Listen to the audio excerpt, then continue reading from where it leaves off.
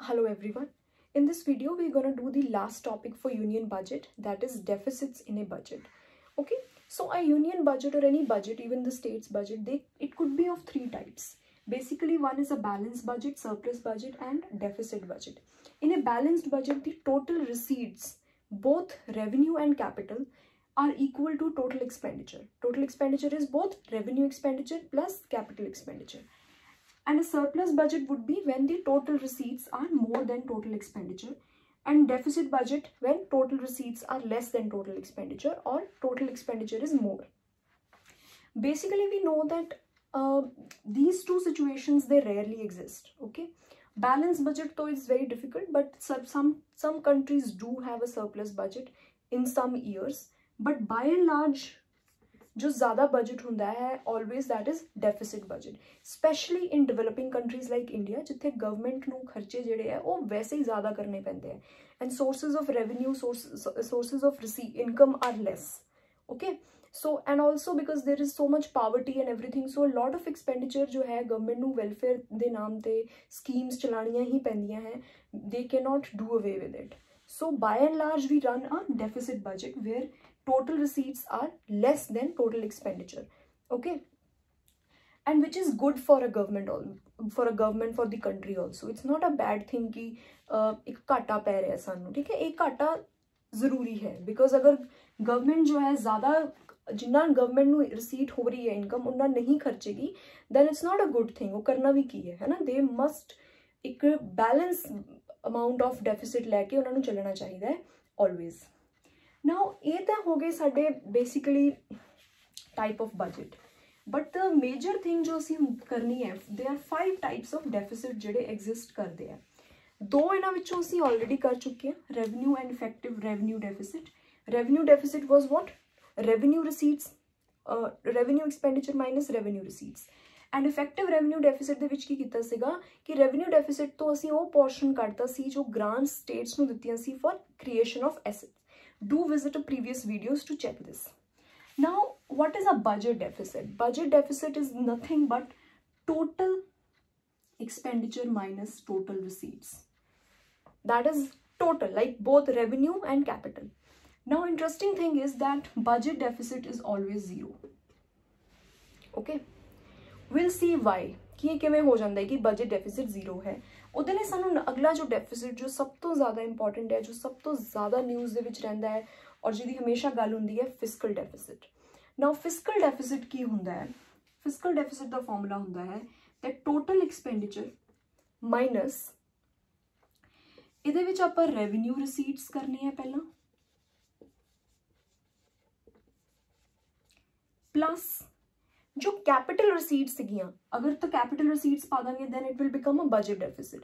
But असीं इत्थे total capital receipts नहीं पानी है. कैपिटल रिसीट्स रिमेंबर पिछली वीडियो दे विच कीता सीगा, 2 तरह दियां हुंदियां है. एक डेट क्रिएशन वाली रिसीट्स, बोरोइंग्स जिन्हों कहते हैं, जिहड़ा कर्जा चढ़ांदी है गवर्नमेंट ते, और एक जो दूसरी कैपिटल रिसीट्स सीगी that was non debt creating receipts.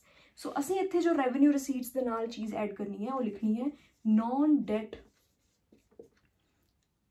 Capital receipts. So total expenditure, both revenue expenditure and capital expenditure आएगा, minus revenue receipts सारियां total, plus capital receipts दा सिर्फ non debt वाला part. जो साडे कोल चीज आएगी that will be fiscal deficit. Fiscal deficit basically अगर तुसीं इस फॉर्मूले दे विच बड़ा जा बेसिक मैथमेटिक्स लगा के देखो कि capital receipts दा एक पार्ट असीं नहीं लिया, that is debt creating debt nature of capital receipts. So jeda ki sega borrowing. So fiscal deficit is nothing but the borrowings of the government. Basically O money, ओ पैसा जो government ਨੂੰ अपने उस साल ਦੇ बजट ਨੂੰ बैलेंस करन दे लई, ठीक है, बिकॉज ਅਸੀਂ ਕਿਹਾ ਸੀਗਾ कि budget deficit is always 0.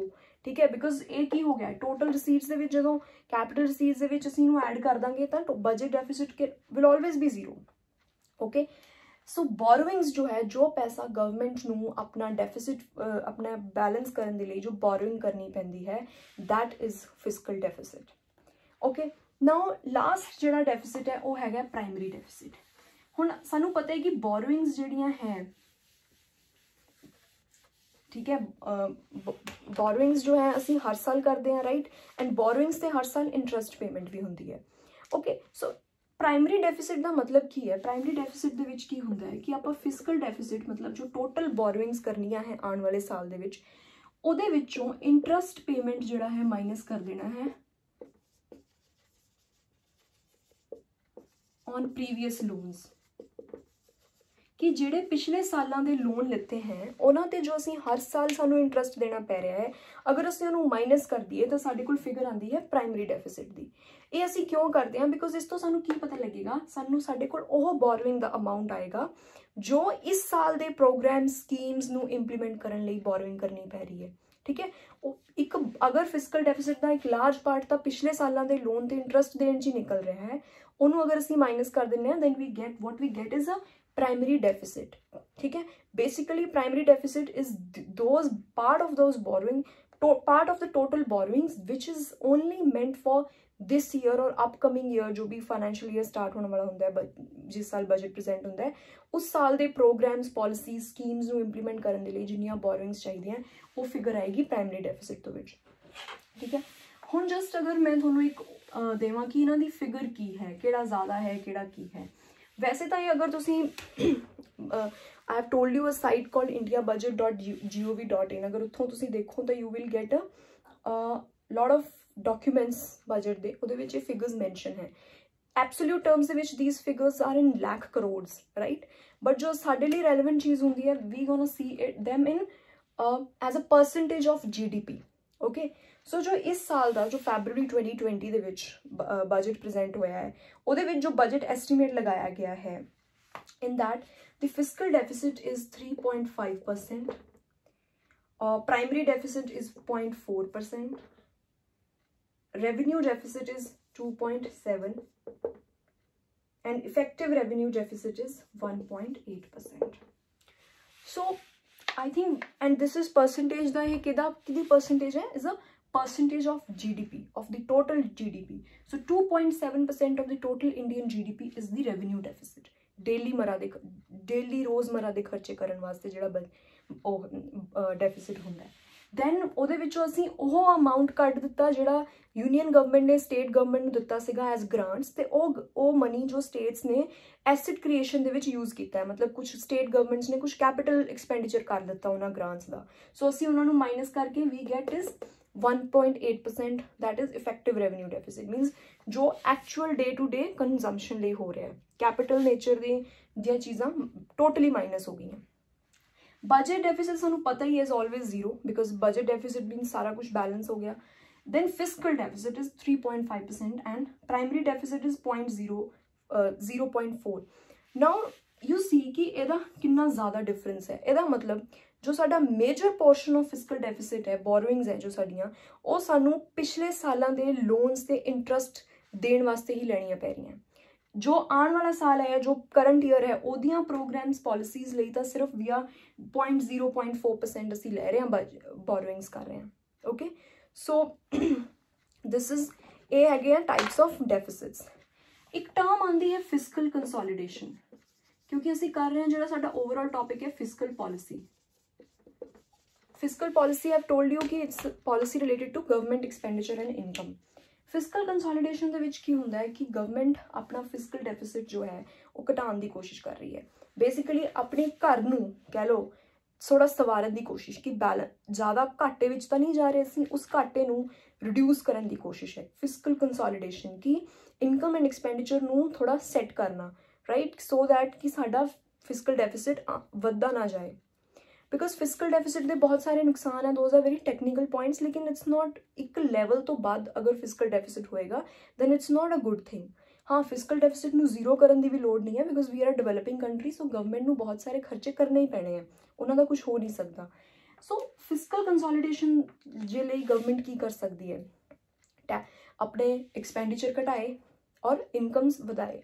Incomes वधाने लई की कर सकते हैं, टैक्सेशन होर वधिया कर लो, लेकिन एक लिमिट तो बाद that is also not possible. ठीक है, उस तो अलावा की हो सकता है कि सबसिडीज़ जिहड़ियां असीं देखिया सी बिग पार्ट ऑफ गवर्नमेंट दा एक्सपेंडिचर है रेवन्यू एक्सपेंडिचर दे विच, सबसिडीज़ नूं थोड़ा घटाने की कोशिश करो। इफ तुसीं घटा नहीं सकते तो उन्होंने थोड़ा ਬੈਟਰ ਮੈਨੇਜ ਕਰਨ ਦੀ ਕੋਸ਼ਿਸ਼ ਕਰੋ, ਠੀਕ ਹੈ। ਜਿਵੇਂ ਗਰੀਬਾਂ ਨੂੰ ਅਗਰ ਤੁਸੀਂ ਕੈਰੋਸਿਨ ਔਰ ਪੀਡੀਐਸ ਔਰ ਇਹ ਸਭ ਦੇ ਰਹੇ ਹੋ, ਉੱਥੇ ਚੈੱਕ ਕਰੋ ਕਿ ਲੀकेजेस ਤਾਂ ਨਹੀਂ ਹੋ ਰਹੀਆਂ ਜ਼ਿਆਦਾ। ਲੀकेजेस आई मीन कि गवर्नमेंट जो है 100 रुपया दे रही है, लेकिन अल्टीमेट जो बेनिफिशरी है वो सिर्फ 20 रुपये ही पहुँच रहे हैं, दैट सॉर्ट ऑफ थिंग। कि लीकेजेस कि विच जो करप्शन है या होर कोई रीजनस करके बेनिफिशरीज को एक्चुअल अमाउंट नहीं पुज रहा और गवर्नमेंट का लेकिन खर्चा उन्ना का उन्ना हो रहा है। सो सबसिडीज़ ਦੀ ਲੀकेज ਘਟਾਉਣ ਦੇ ਲਈ ਹੀ ਆਲ ਥੀਸ ਥਿੰਗਸ ਜਿਹੜੀਆਂ ਅਸੀਂ ਕੀਤੀਆਂ, ਡਾਇਰੈਕਟ ਬੈਨੀਫਿਟ ਟ੍ਰਾਂਸਫਰ, ਕਿ ਹੁਣ ਜ਼ਿਆਦਾਤਰ ਜਿਹੜੀਆਂ ਸਬਸਿਡੀਜ਼ ਹੈ ਜਾਂ LPG ਦੀ ਸਬਸਿਡੀ ਲਗਾ ਲਓ ਜਾਂ ਹੋਰ, ਉਹ ਕਿਵੇਂ ਦਿੱਤੀ ਜਾਂਦੀ ਹੈ, ਡਾਇਰੈਕਟ ਬੈਨੀਫਿਸ਼ਰੀ ਦੇ ਅਕਾਊਂਟ ਦੇ ਵਿੱਚ ਪੈਸੇ ਪਾ ਕੇ, ਠੀਕ ਹੈ। ਸੋ ਇੱਕ ਵੇ ਹੈ ਕਿ ਹਾਂ ਆਪਣਾ ਖਰਚਾ ਆਪਣਾ ਥੋੜਾ ਘਟਾਉਣ ਦੀ ਕੋਸ਼ਿਸ਼ ਕਰ ਰਹੇ ਹਾਂ। ਦੂਜਾ ਕੀ ਹੋ ਸਕਦਾ ਹੈ ਕਿ ਪਬਲਿਕ ਸੈਕਟਰ ਯੂਨਿਟਸ ਜਿਹੜੇ ਸਰਕਾਰੀ ਕੰਪਨੀਆਂ ਜੋ ਬਿਲਕੁਲ ਲੌਸਸ 'ਚ ਜਾ ਰਹੀਆਂ, ਉਹਦੇ ਵਿੱਚ ਵਾਪਸ ਤੋਂ ਪੈਸੇ ਇਨਵੈਸਟ ਕਰਨ ਦੀ ਬਜਾਏ ਉਹਨਾਂ ਨੂੰ ਜਾਂ ਤਾਂ ਰਿਵਾਈਵ ਕਰੋ, ਅਗਰ ਉਹ ਨਹੀਂ ਰਿਵਾਈਵ ਹੋ ਰਹੇ then it's better to sell them, right, disinvestment ਕਰ ਦਿਓ ਉਹਨਾਂ ਦੀ, ਓਕੇ। ਸੋ ਇਹ ਬਹੁਤ ਸਾਰੇ ਵੇਜ਼ ਹੈ ਕਿ ਜਿਹਦੇ ਨਾਲ ਤੁਸੀਂ ਫਿਸਕਲ ਕੰਸੋਲੀਡੇਸ਼ਨ ਕਰ ਸਕਦੇ ਹੋ। ਇੱਕ ਛੋਟਾ ਜਿਹਾ ਲਾਸਟ ਚੀਜ਼ ਹੈ FRBM act. This was physical responsibility and budget management act 2003, ठीक है। ये एक्ट पास किया गया सी कि फिजिकल रिस्पॉन्सिबिलिटी कि फिजिकली जो है गवर्नमेंट स्ट्रॉन्ग होनी चाहिए, उसकी रिस्पॉन्सिबिलिटी होनी चाहिए। ऐ नहीं है कि खर्चे जोड़े हैं वैसे ही वधी जा रहे हैं, government should be physically responsible. ये की सीगा बेसिकली कुछ टारगेट्स देते, ठीक है, बाय 2008 5 साल का टाइम दिता गया कि 2008 तक जो है जो फिजिकल डेफिसिट है उन्होंने 3% ऑफ GDP करो, तो जो रेवन्यू डेफिसिट है उन्होंने 0 करो। बिकॉज यू हैव गवर्नमेंट को इस एक्ट के लिखा गया सी कि government should not borrow for day to day consumption, that revenue deficit should be 0, right. So we know in case कि these are very difficult targets to meet, ठीक है।